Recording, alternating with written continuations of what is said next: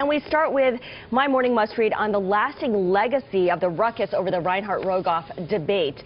Yes, there was obviously a flaw in the research, but according to economists Betsy Stevenson and Justin Wolfers of the University of Michigan, the industry needs to check each other's work. They write in the Bloomberg View that, sadly, perverse incentives have made both the narrow and the broad forms of replication, that is, checking each other's work, exceedingly rare in economics.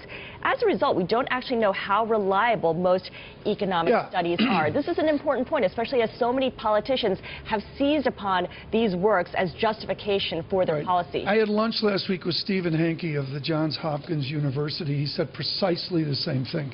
He said this is a huge deal. There isn't a lot of career advancement for someone who goes and double-checks someone else's math. That might be part of the problem. Well, maybe it's a sloppier time on a PhD front.